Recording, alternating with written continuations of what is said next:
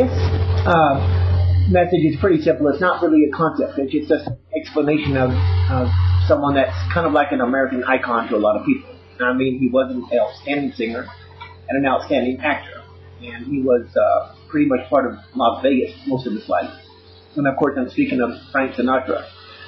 But, you know, there's always been a lot of rumor that Frank Sinatra was part of, you know, was a member of the mafia, like the Vegas mob and the New York mob and so forth. That's false. He was not. There was never any evidence to suggest that. And one of the here's the reason why. Let's say he is a member of was a member of the Vegas mob. Well, that would be that's something they couldn't have because he was too high profile back then. And if the FBI really thought he was a member of organized crime, they would have tapped his phones, they would have followed him around, and sooner or later he was going to lead them to where some of the other organized crime bosses were living or located at.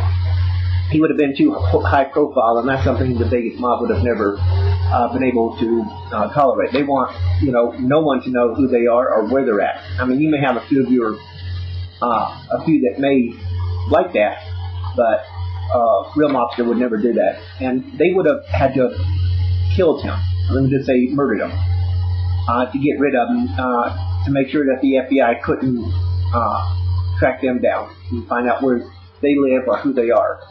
You know, even though the FBI probably did know where a lot of these mobsters were.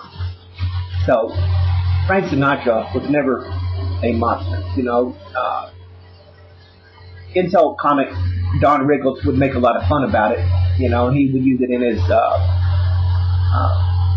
shows every now and then. And I think Frank Sinatra got a kick out of that. It was just kind of a comedy routine, you know. And, you know, Don Rickles, as I've written before, still is an insult comic. That means his job is to insult people. And he did it very well. He's about one of the best there is, if not the best there ever was. And if you ever see some of the Dean Martin comedy roasts that you can look up on YouTube, you'd see that. He is really, really good, especially the one where he goes after President Reagan. That time, actually, it was Governor Reagan. And you can find that on YouTube.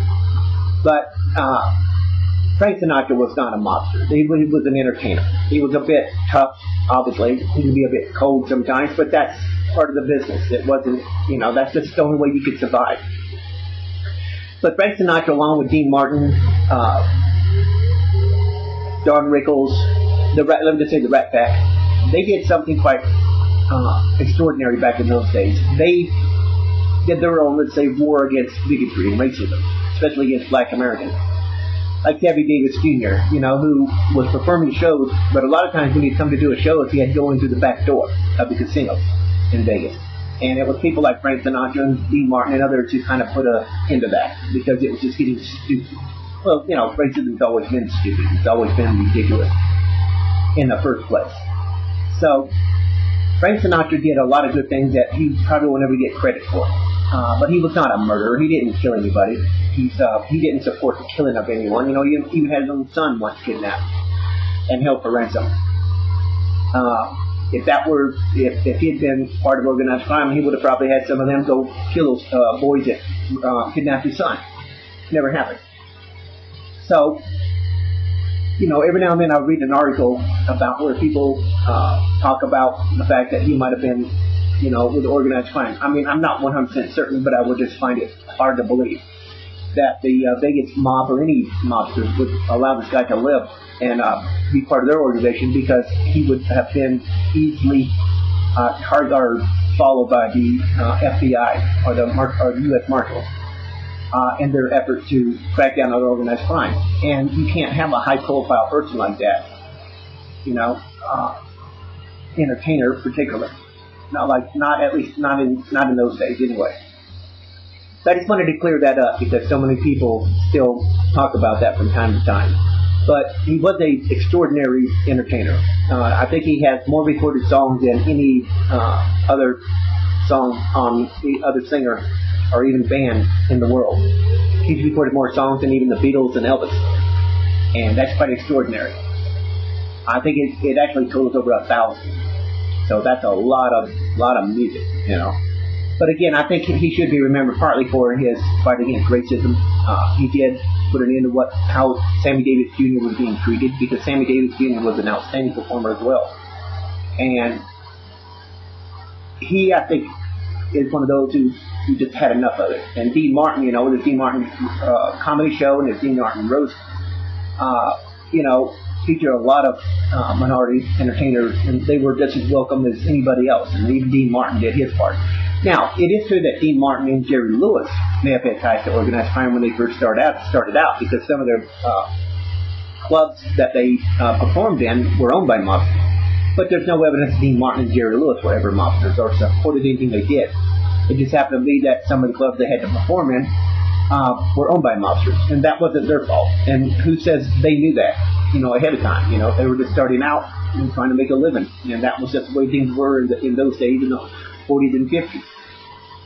But there's no evidence either one of these men had ever had anything to do with organized crime or supported it, and it's just not within the character of a Dean Martin or Jerry Lewis anyway. And so that's just another explanation that needs to be given, because it kind of circulates even to this day about things like that in documentaries and so forth. But these were some of the greatest entertainers that ever lived, and it's said that Dean Martin and Frank Sinatra's gone, and of course Jerry Lewis he's around for a very, very long time, even though he's having a hard time in life these days. He still has done a lot of good things in his life, and he has a lot to be proud of. Anyhow, I just wanted to clear that up if anybody's interested. He was not a mobster. I don't know why he let this rumor go on, because even Nancy Reagan once said, there's no proof that he's a mobster. She's right, but I don't know how that actually began, but he wasn't a mobster. You could not allow that kind of person, the mob could not allow that kind of person to just go, be part of their organization, because he would be so easy for the FBI and U.S. Marshals to track and target, and he would lead them right to them, and they could have never allowed that. Yeah, thank you for your time.